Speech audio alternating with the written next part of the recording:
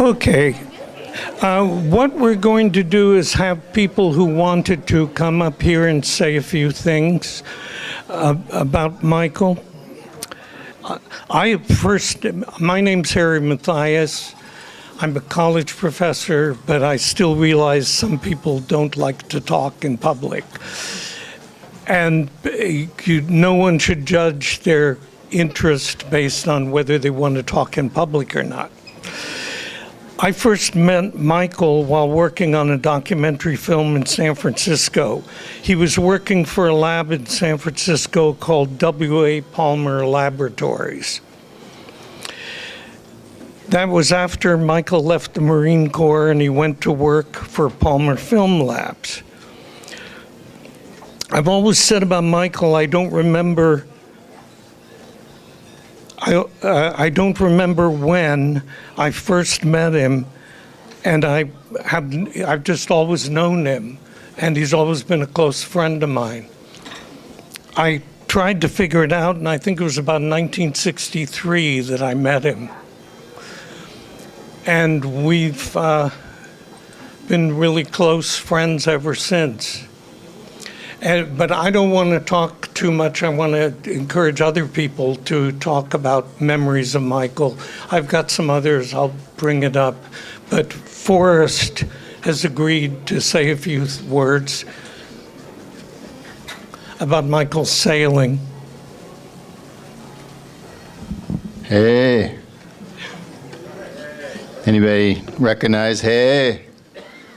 That was my dad. My name is Forrest Fennell. Michael Paul Fennell was my father. I speak for the entire family to thank everyone for coming today. It means so much to our family, and I'm sure to my father, that you guys all came. I hope everyone knows Mika here. Where's Mika? Thank you so much, Mika. A special thank you to all the people that came from far distances. I heard there's some people from Louisiana. I'm sure there's some from Japan, Canada. Anywhere further than that? Hayward. Thank you all for coming. Really appreciate it. And when I'm done, I encourage all of you to come on up and share a memory of my dad. Let us know what he meant to you. My dad was the second of 5 children, born here in Alameda in 1943.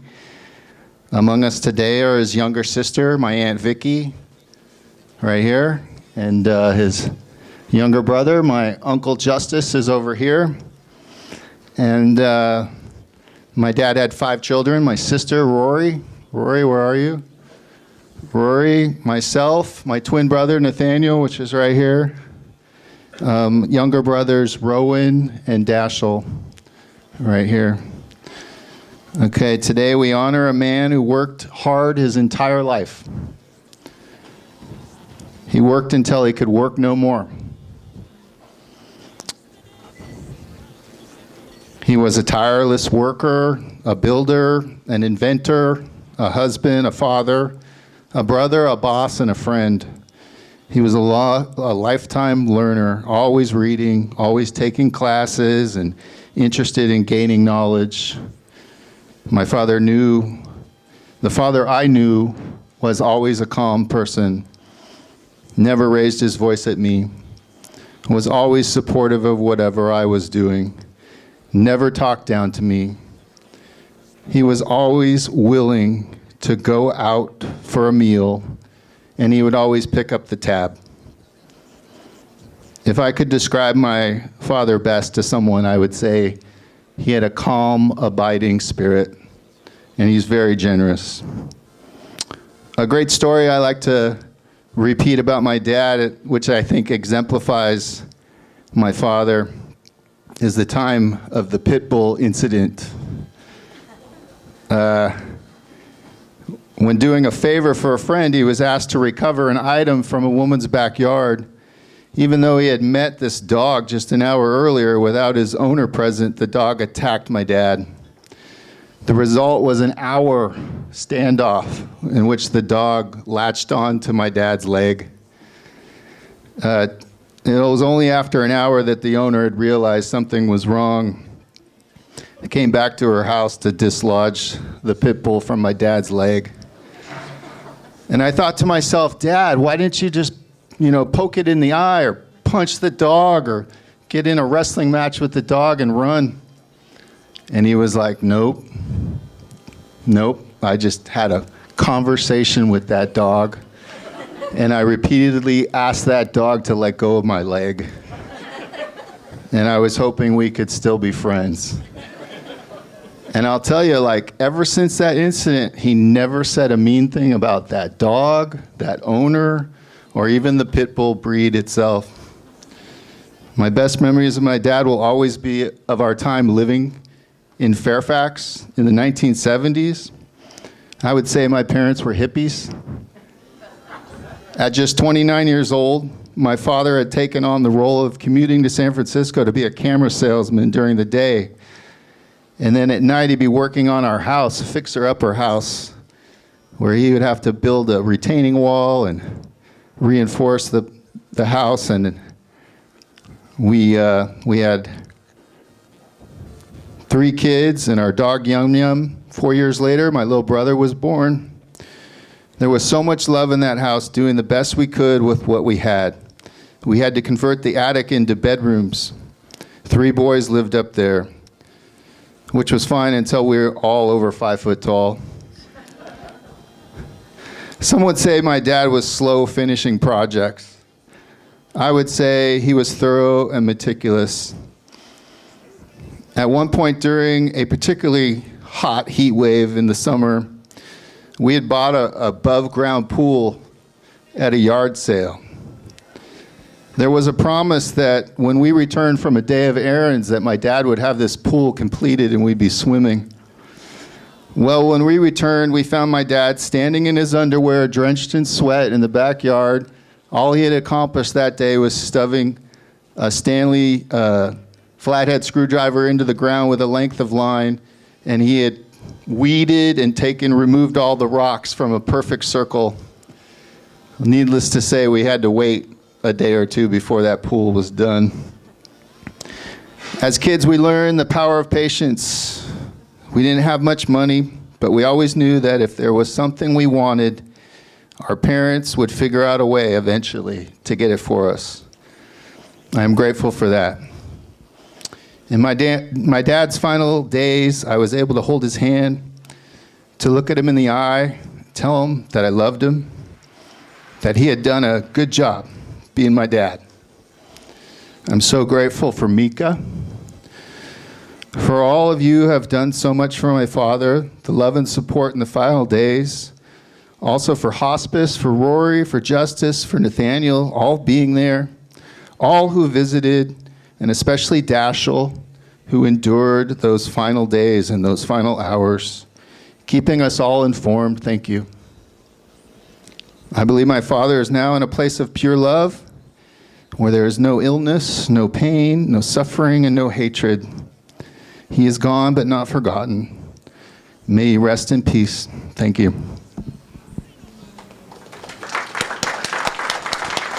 Anyone else? Come on up.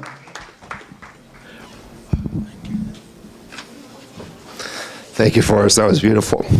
I don't know how I'm going to handle this, but I'll try. My name is Rowan. I'm one of the children here. And again, I want to thank you guys all for being here. Beautiful day, celebrating my father's life. It's great to see so many familiar faces from so many different parts of Dad's life. And I would say that Dad lived a really long and full life. And by many measures, he had a great life.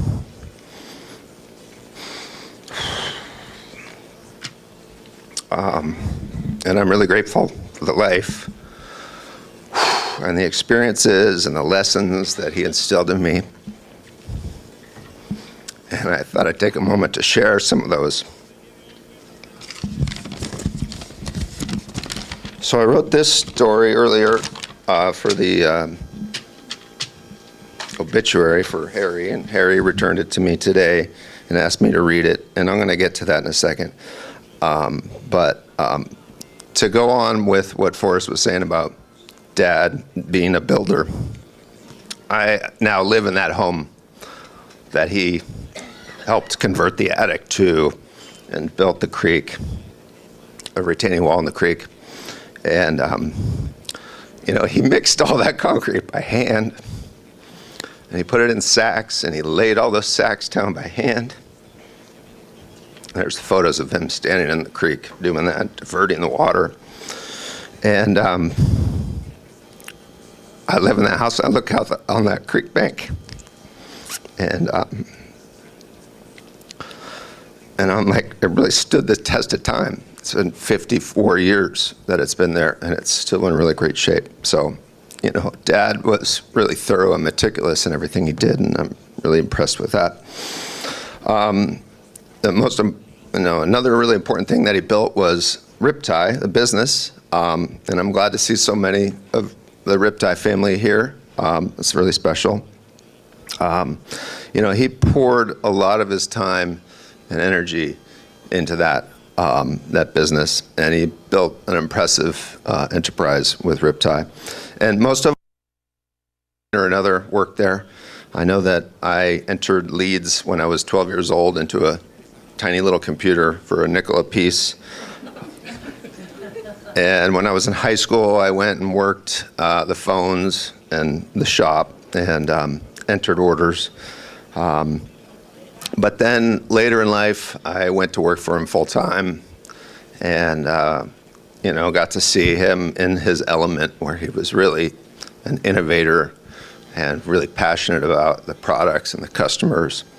And one of the highlights is that Dad and I went to Japan, and we got to go to a trade show there, and we enjoyed the culture and the food together. It was very special.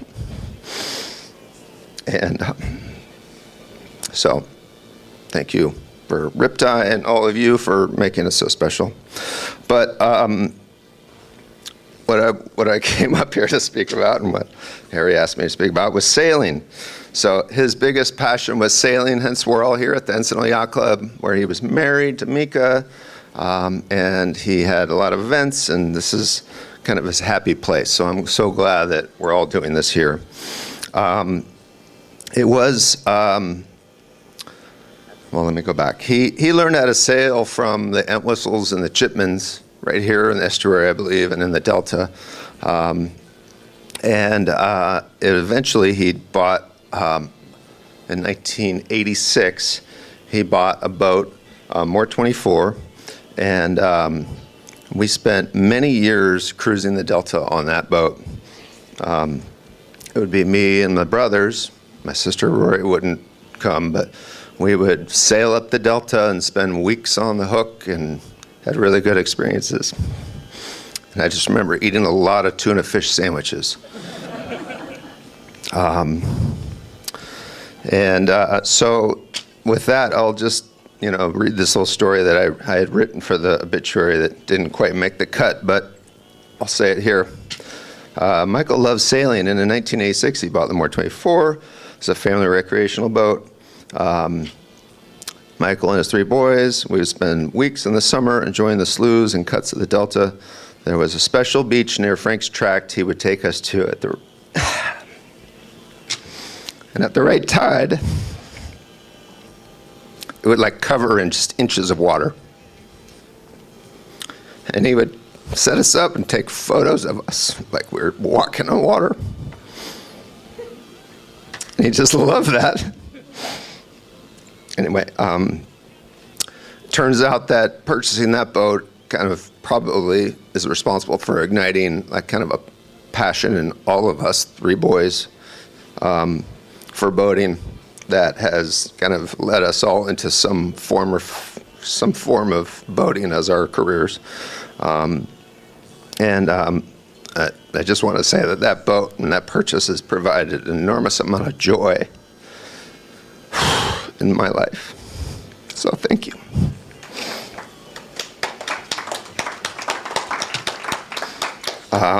So I'll just end in saying that, he did live a great life, and I'd say he had a really good death. Okay, I know that's weird. It sounds weird, but he was afforded many weeks where he had a revolving door of friends and family coming through, and every time I visited him, I got to see him smiling right up until the end, and that was. I think that's all you can ask for in a long life. So, thank you, Dad. Rest in peace. I love you.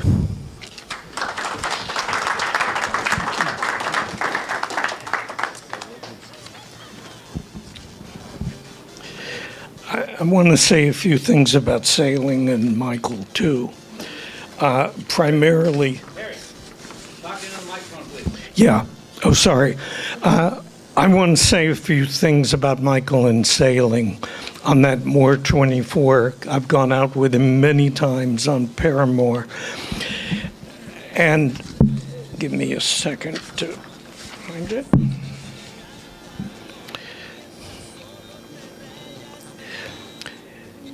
The truly amazing thing about Michael and that boat is that the boat had no motor, because Michael didn't believe there should be a motor on the boat and the pollution on the water and so on.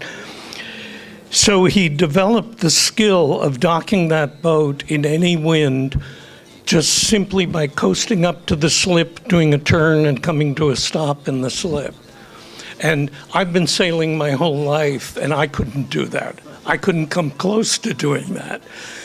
And Michael did it every single time he went out sailing. And every time I saw him do it perfectly. I never saw him mess it up at all.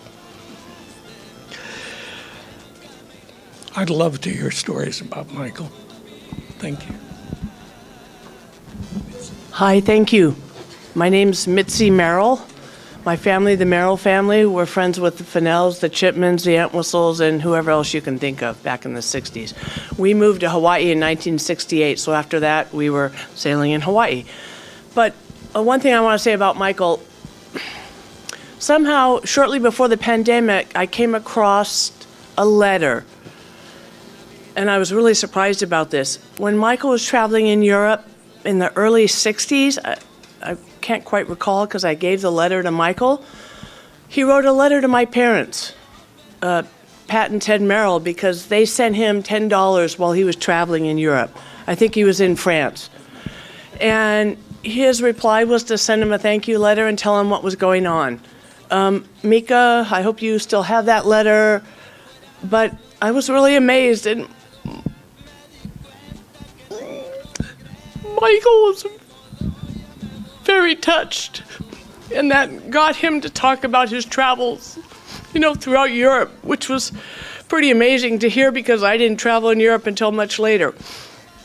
So that was pretty cool. And it also sort of demonstrated the relationship of my parents towards Michael and the Fennell family. Stanley Fennell came to Hawaii when he sailed there in the early 70s, and he gave me a $5 bill when I was 10 years old, and I thought he was the bomb, So, my family went back with the Fennells quite a ways back. The other thing is that, I don't know if it's the Moore 24, but in the last 2 or 3 years, we went sailing in the estuary. And I had to do all the work because I knew Michael couldn't do anything, and I'd stand on the deck by the mast, and it was very flexible there. And he kept saying, I don't really care if there's a problem with the deck, I just want to sail the boat. And, it was a nice, easy cruise in the estuary, and I pulled up the sails, and I sat there, and, he got to sail the boat, and he was so happy. And I understand that because all of our families were sailors, and we all understand that. And I was happy just to be out there with him and with Mika, having a good time. So that was another recent memory. Sometime before the pandemic, I went down to Riptide because I had all these old home movies from the 40s. And he knew how to clean the tape, and he showed me how to do it, and I set it all up, and he helped me, and I got all those Super 8 movies cleaned up. I haven't had them transferred digitally yet, but I got them cleaned up. So that was a big step, and that's thanks to Michael. He was so genuine and so nice to me, and so such an enjoyable person to be around. You know, I'm really thankful for the short time that I did have with him as an adult later on in my life. Thank you.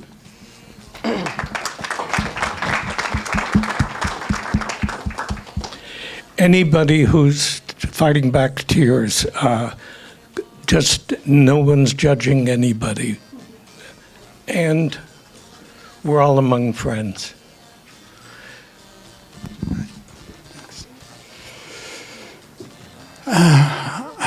I'm David Keene, and I want to talk to you about my experiences with Michael at Adolph Gasser's. I see Nancy Nickerson there. I was hoping some other Gasser's people might be around. There's Lance and Gilbert, who are also in the rental department. I had been wanting to get into the film industry for a long time, and in the 70s, I had just taken a 5-week course at the Berkeley Film Institute, and that kind of determined that I wanted to be in the film industry in some sort, so I had sent out resumes to about 20 organizations in San Francisco to try and get some work in the industry. And the resume was pretty thin. I'd been making films since I was 12, and made films in the art department at San Francisco State in the early 70s. But I really didn't have any experience, professional experience. And the only person who responded to all the letters that I sent out was Mike Fennell. So I went in for an interview and talked to him, but he did an interesting thing, I thought, was that he had the people, he was in the movie sales department at that time, and had all the people in that department interview me as well. All 3 employees in that department were women. Barbara Sullivan, Pam Heaton, and Ann, I don't remember her last name.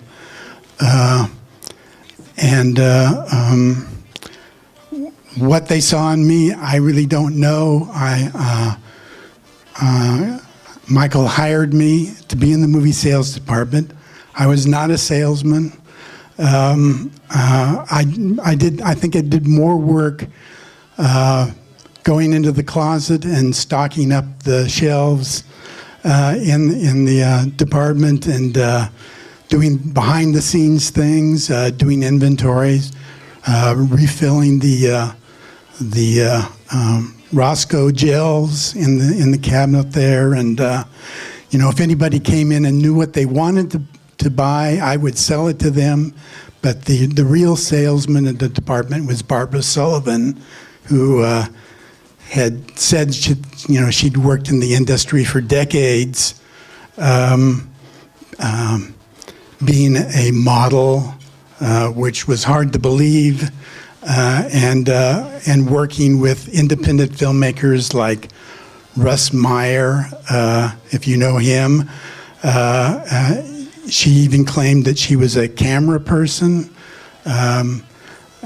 Later on, after I'd been working there for a couple of years, she actually brought in some 8x10 stills of her as a model in a bathing suit, and all of us in the department were shocked by that, because it didn't look like anything at her at all. She changed so much, but she was a really great salesperson in that department.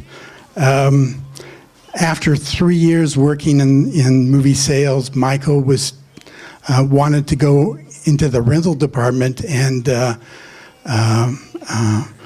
it had been a struggling department, kind of like a stepchild to the other departments, and really wasn't doing very well.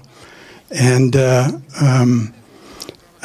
so Michael wanted to improve that department, just as he'd done with the movie sales department, which I think was a really good department in that organization. And I didn't want to work with the manager that they were going to replace Michael with in movie sales. So I asked Michael if I could go into the rental department with him, and he said yes. And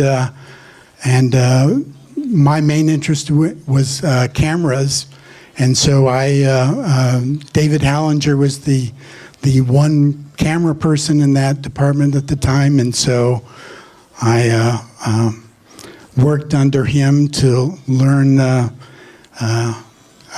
camera, being a camera technician, to prepare cameras for people who would rent out these cameras for feature films or independent productions or documentary filmmaking. And after 3 months, David Hallinger was taken away by Lee Utterback, a competitor, and suddenly I was the head of the camera department after only 3 months of learning all these dozen different types of cameras that were in some cases very complicated, but I became the assistant manager of the rental department, and with Michael's leadership, the rental department began to grow, and somehow Michael convinced Adolph Gasser to move into bigger quarters on Bryant Street in 1985. And so we went over there to a new space there, and from this cramped quarter at 168 2nd Street, which was almost like a hole in the wall. And we thrived on Bryant Street. I don't know how Michael was able to convince Adolph to buy things that Adolph was always resistant to, but he did manage to do that time and again. And he also took care of the people in the department, making sure that we got annual raises in the department. He also made a bet with Adolph that if over a course of a year that the rental department was doing more than $100,000 a month in gross income, that Adolph would take the whole department out to a restaurant for dinner and pay the bill, which was, I think Adolph thought that this was the farthest thing in the world that would ever happen. And after a couple of years, we actually met that goal. I had more than $1 million in revenue over the year. And Adolph took us to this great restaurant, probably Michael's choosing, at Ghirardelli Square in San Francisco, and had a great time. It was a great time to be at Gasser's and under Michael's leadership there. He was really a wonderful boss to all of us, and appreciate that time with him. There is one kind of, as some of you may know, Adolph and Michael had a kind of a rocky relationship because Michael was always pushing for the latest things. There was one time where Michael bought this little greeting card to give to Adolph, and it was a cartoon with a giant thumb pushing on the back of somebody who's on the ground, like Michael being pushed by Adolph, forcing him to the ground. And I thought this was a hilarious card to send to Adolph, to impress upon Adolph what the kind of position he was putting in Michael all the time. Actually, just a few months before Michael died, and I saw him at Riptide, I mentioned that card again because it always had been in my mind, and we laughed over that card a little bit. I also remember in the rental department when Michael was starting to develop this Velcro cable tie thing, and he'd gotten David Hallinger's girlfriend who was a seamstress, to sew some prototypes for this riptie device that he put into the rental department as a test place to use the ripties for making it a better product. And at some point he had this strange little punch machine that would punch the 2 holes in the Velcro tie that was kind of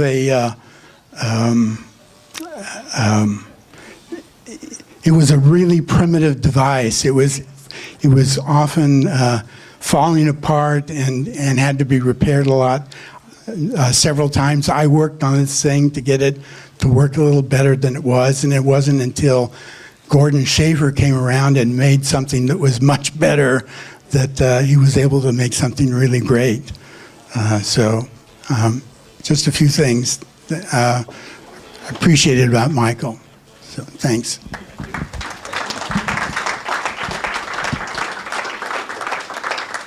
Gordon Schaeffer. Well, I worked at Palmer Films while Michael was working down in the basement, and I was working in the research and development department building equipment. Anyway, Michael called me up after I had retired, and I was enjoying my retirement, and Michael said, I really need somebody at Riptie who can repair machinery, and I know you can do that. And I said, I enjoy my retirement. Why would I come to work after being retired? Well, he was a very good salesman. And so for the past 12 years, I've been working 1 day a week fixing the broken machinery at Riptie. The point that I wanted to make that was so special about Michael is that he believed in improving things.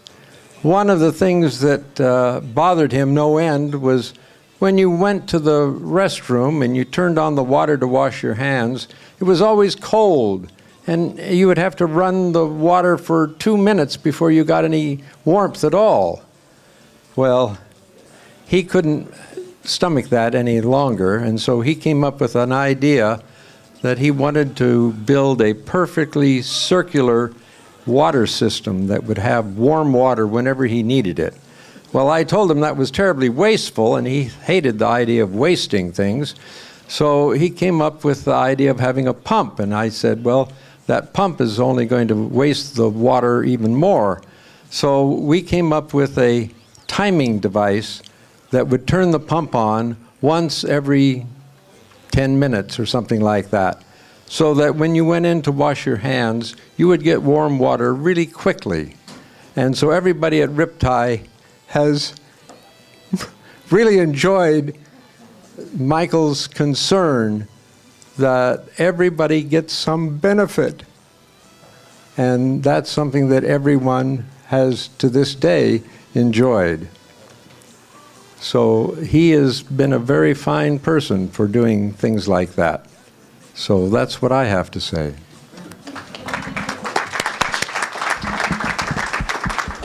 Thank you, Gordon. Absolutely, come forward. I don't know how to use a microphone. Okay, so this close? Okay, my name is Vicki, and I'm Michael's little sister, and I'm kind of the oldest person in this room that I knew Michael the longest. So I felt like I had to say something, and they're just sort of innocent little vignettes of how I remember my brother. And one of us, we were walking like 3 blocks all the time over to Harry's to get marble fudge ice cream cones. And it was always a great thing. And then there was a time on the river where we went every summer, and Michael and I went off in our little blow-up seals And we floated on that river for hours. And it's amazing that I don't have melanoma or something. It's just incredible. But Forrest reminded me of something that I wanted to say when he said that Michael was calm. And there was a time when we were adults, and my dad had a houseboat upriver, and he had fallen down. And he was in pain. He was in such terrible pain. And I was there, I think I was there with Justice. Anyway, all of a sudden my brother Michael showed up, come from Wisconsin or something, and we didn't know what to do with Michael. We were just and then Michael just came in calmly and held his hand and said, "You're going to be okay." And another thing I want to say is that you can just tell a person by how their children are. And Michael had great children, Rory, Forrest, Nathaniel, Dashiell, Rowan, and I think that celebrates the life the best. So thank you. Thank you all for coming.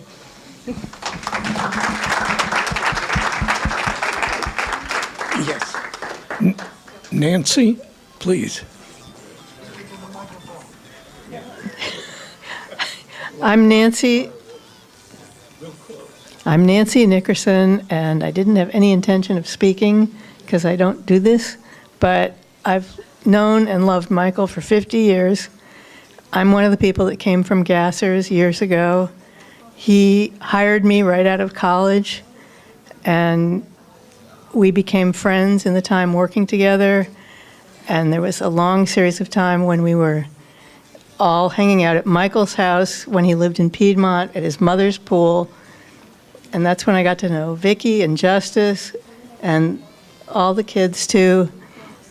And it was a wonderful time. And we all got to be close. And some of the friends from that era are sitting here also. Michael and Jody were also school friends.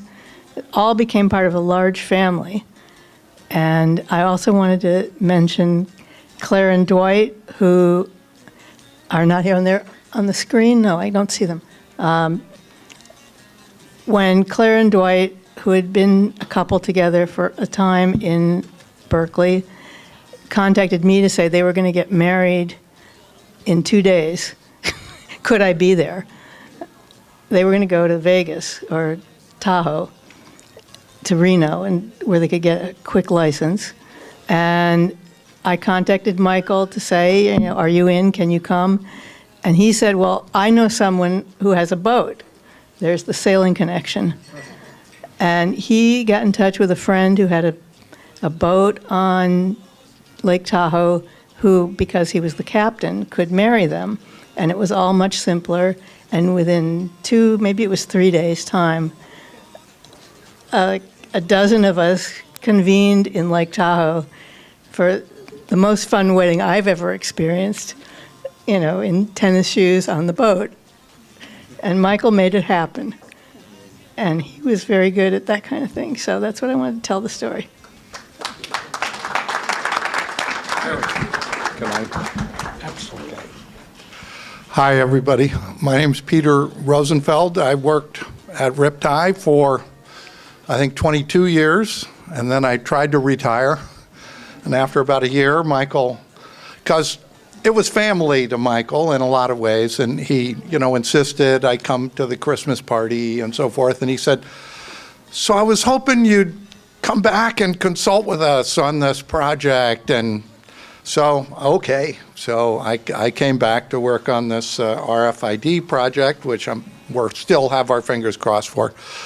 But in 1997, I answered an ad in the paper, a classified ad for a customer service person. And I went in, and Michael interviewed me, and, he handed me the Riptide catalog and showed me around the factory. They were in Brannan Street then.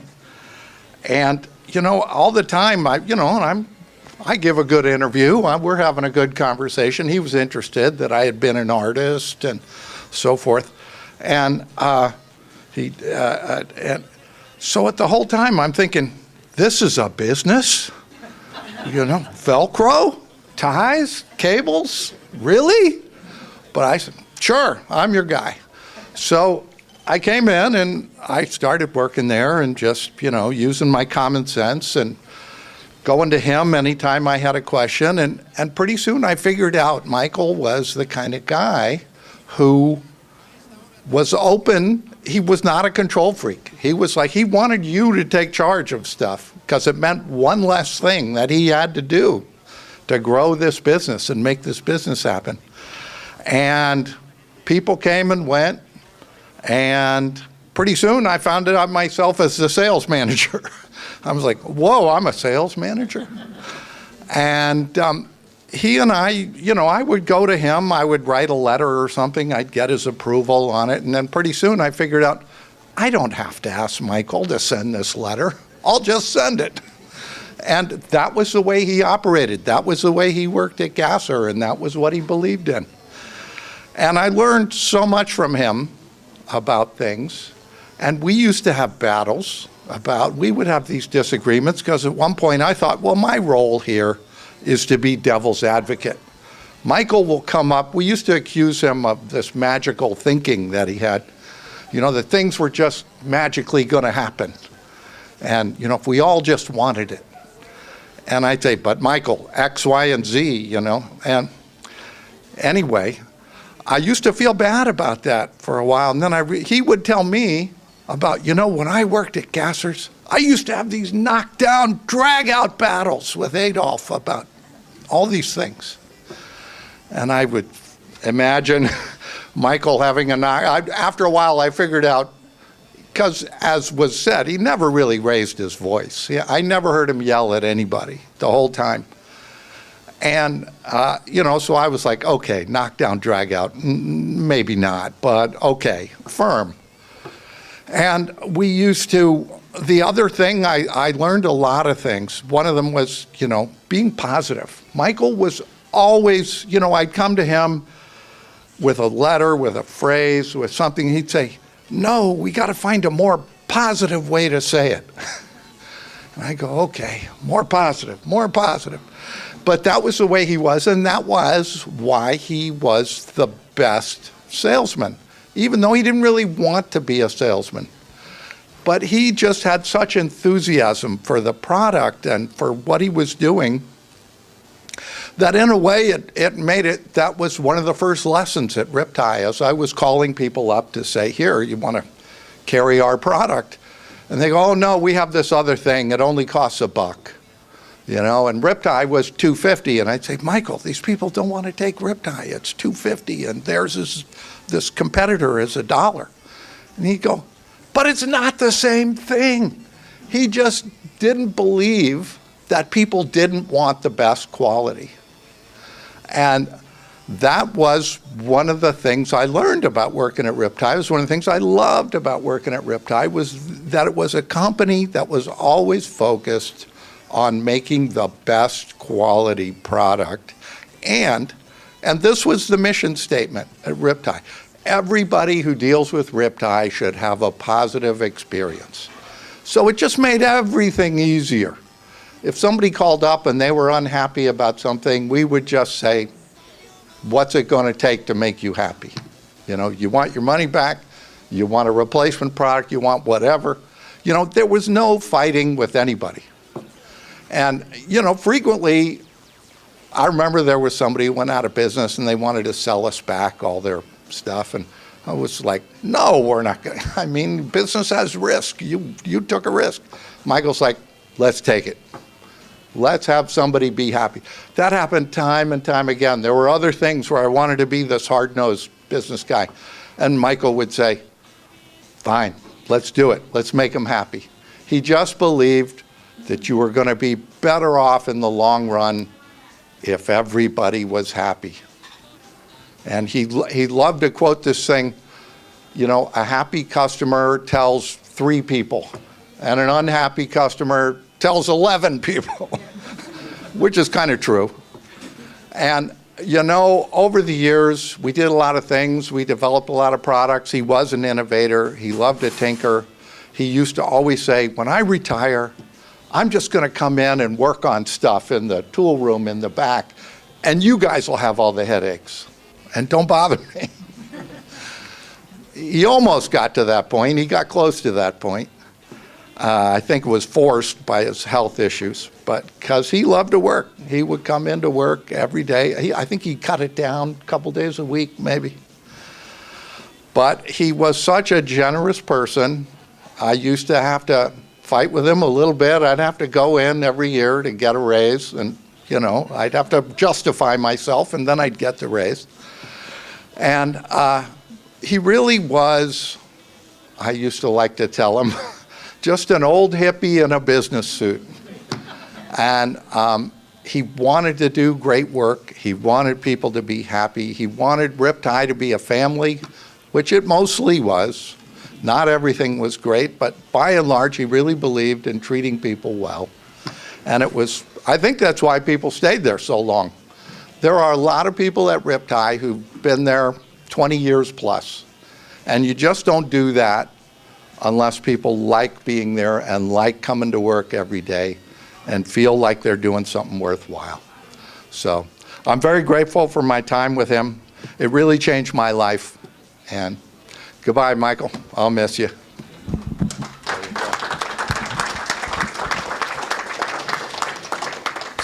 See, the one thing nobody realized about Riptide is that camera rental companies rent huge amounts of cables, and it's very important that the cables come back with the camera because the camera's shut down if there's no cables.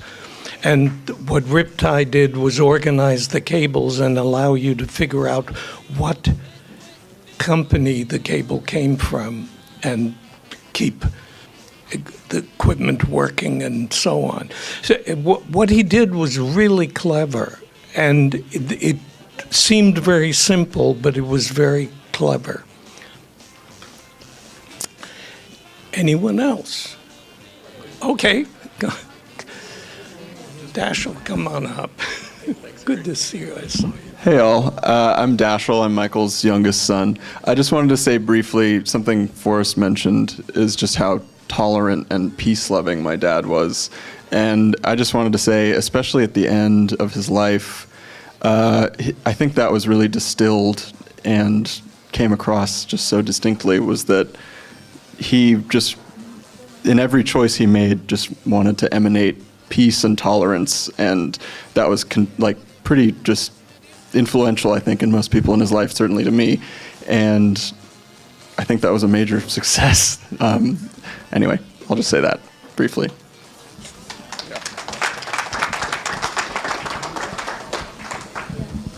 Anyone else?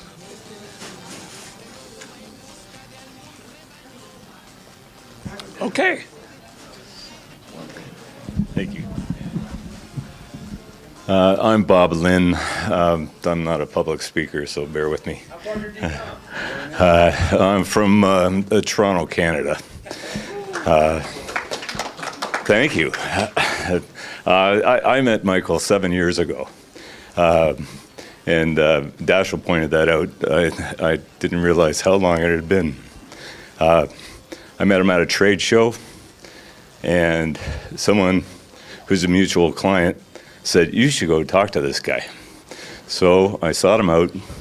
Michael and Peter were at the booth, and I showed him what I was interested in. I had quite an extensive time in the film industry, and I left that career to get into RFID. And so I showed Michael how we could take a tag and put it into one of his rip ties and make it a little bit more efficient for finding it. But the only reason I went to see Michael was because of his invention called a rip lock. And you could put an RFID tag on a piece of Velcro, but it'd be useless in our industry, in the film industry, because somebody would take it off and put it onto another piece, and then you wouldn't identify the actual piece. But with this invention that Michael had, it made RFID work with a Velcro cable wrap. So I must say once I met Michael, right away I knew I was talking to the real deal. I've got a lot of friends in the film industry, and Michael is probably one of the top that I can think about, that I really truly enjoyed working with. The word integrity comes to mind.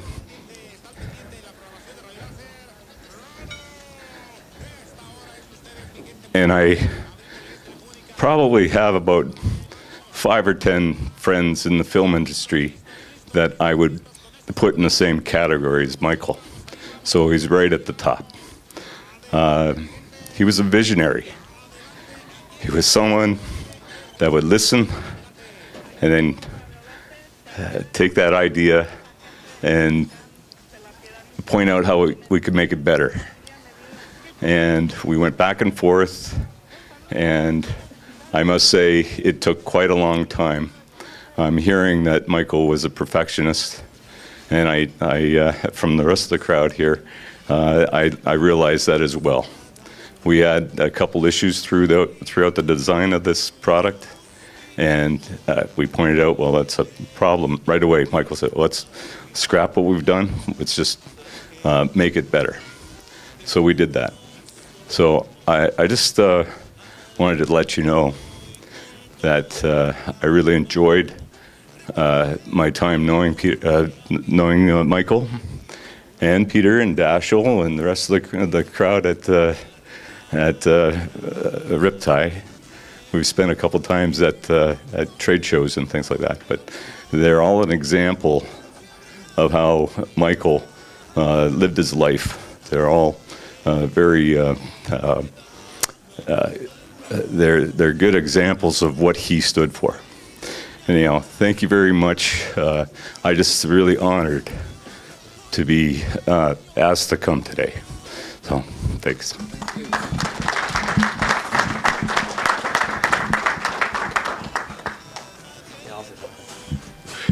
Hey everybody, my name is Walter Biggert. I'm Hey everybody, I'm Vicky's son, and I just wanted to say about Michael how lucky I am that I got to know him. I've known Michael my whole life, and when I was a kid, he was more like a dad than anything else to me. My mom and I ended up living at that house that Nancy spoke about, 323 Bonita Avenue, and it was quite the house with a pool in the backyard and just lots going on, whether it was like Rowan and Forrest and Nathaniel being there, Michael and Justice. And yeah, I have always memories of Mike and always smiling and always working on the house. And I was a rambunctious kid, like a deeply rambunctious kid. And I remember we were shopping once at JCPenney and Rowan, his son, and I took a bet about what it would feel like to have your hands go over the escalator. And so we bet each other, and I was like, I wanted to win the bet. Rowan had won a bunch of bets. I hadn't won very many. And so I did it. Rowan had the common sense to pull his hands away, and I did not.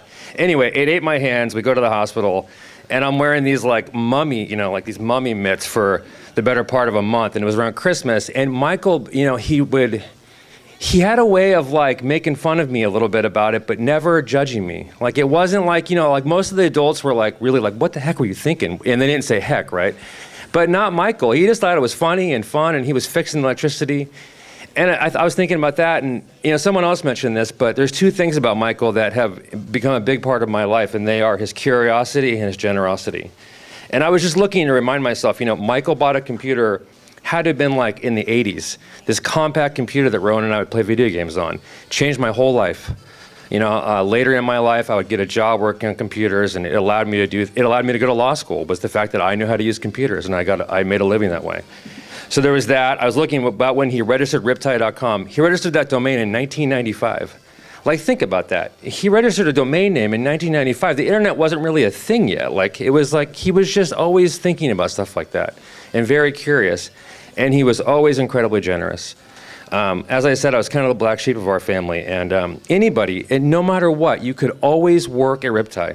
I mean, I remember bagging up rip ties, helping him do stuff. He always had a place for us, and he always had a place for me. And like people said, it was always from this place of kindness and generosity. And I don't know. It's wild. I'm so glad that I got to see him late in life. It's incredible to see everyone here and to see all this outpouring of love. And wherever you are, Michael, I love you a lot. That's it.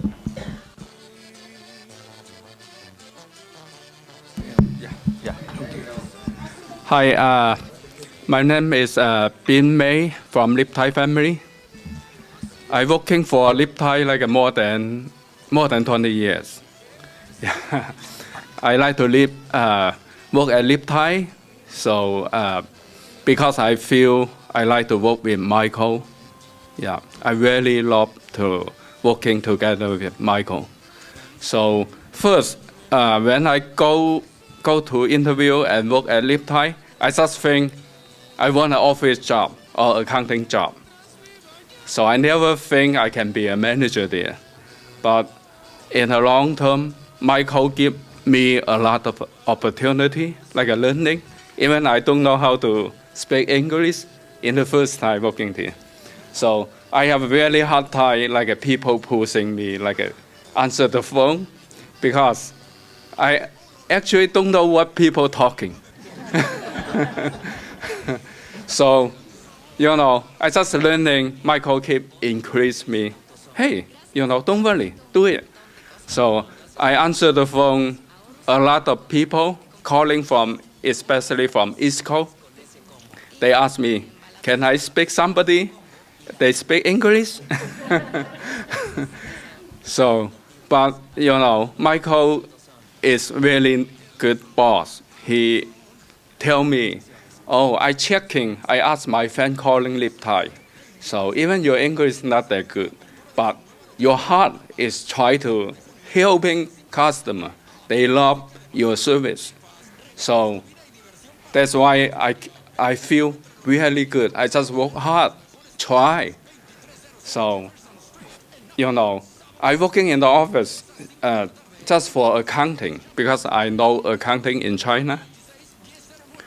But later on, I kind of do a lot of things like purchasing, like almost everything, because Michael give me chance to learning and keep helping to improve.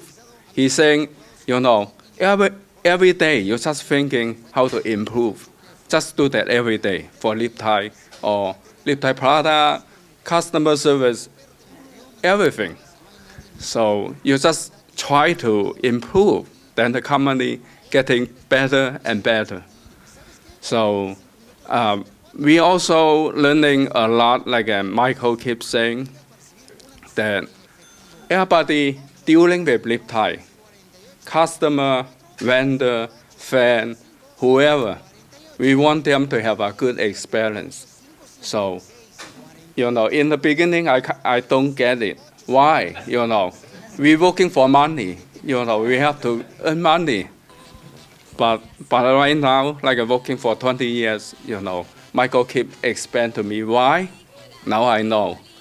It is a good thing to let everybody have a good experience. So our product also, from cable wrap to rip lock or RFID now, keep improve, and our customer love it. You take break, you go home, take more break, not go to work too much. It's not good for your healthy. But he keep working, and later on he cut working 2 days.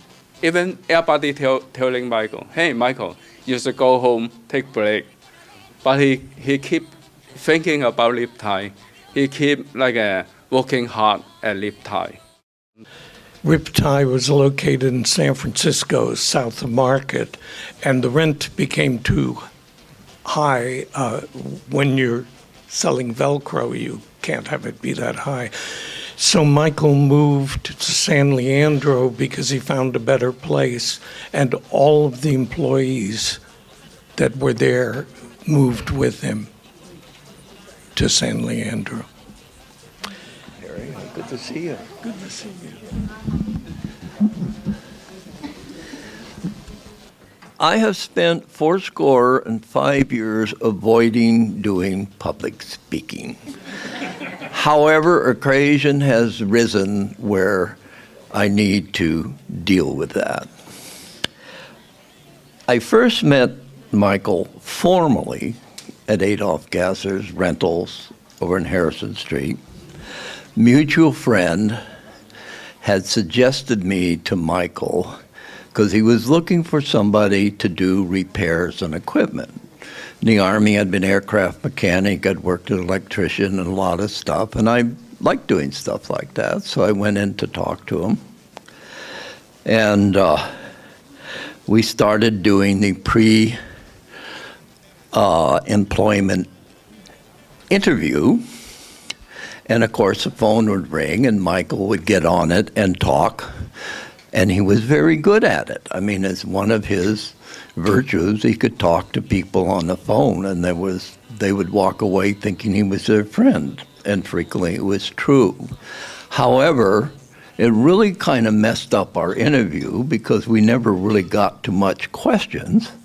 Finally, realizing it was working, he sent me over to talk to David Keene, who was assistant manager.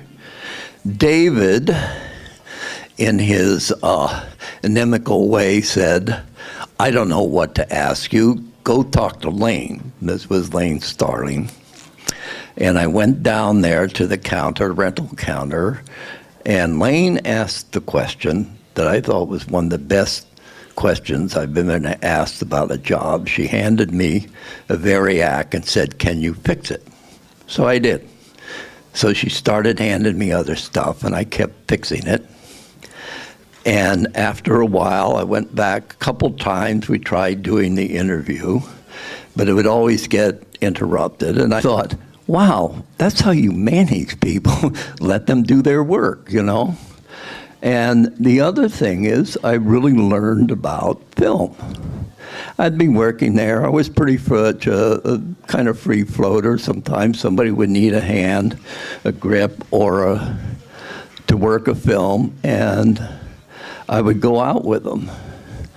Eventually, it led to a time, and Michael introduced me to Al Giddings, by the way. Ended up in Gaffney, where I was the underwater electrician for the underwater unit on a film called The Abyss. And primarily the path went through Gassers, and there were a lot of people who went that path. Certainly David over there has done some pretty remarkable things through the fact that he had been there. And I think that a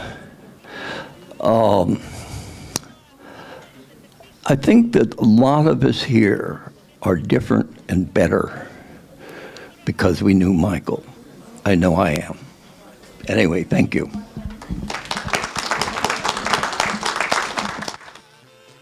Kill it. Sorry, Mika's been so busy. Mika wanted to say a few things, and I'm eager to hear them. Okay, I know everybody's getting tired. Oh, everybody's getting tired, so I'm going to be really quick. Some of you told me that I made Michael happy, and that meant a lot to me. Thank you. He liked sailing, so I never said no when he wanted to go sailing. So